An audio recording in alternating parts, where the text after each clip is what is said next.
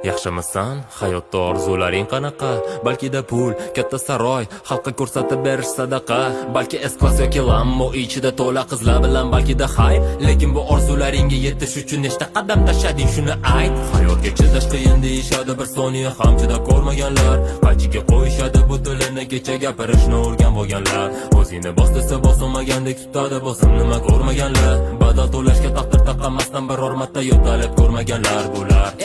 Kuzatib internetni qancha chekkancha odamlarni uchratasan. Hayronman bular farzandiga qanaqa tarbiya bera oladi o'ylasam. Maylida menga nima tekin keladi o'zidan kimlarni yesa bo'lsa. Lekin bu hayot bir marta bo'ladi deb kimlarga yashab olsa.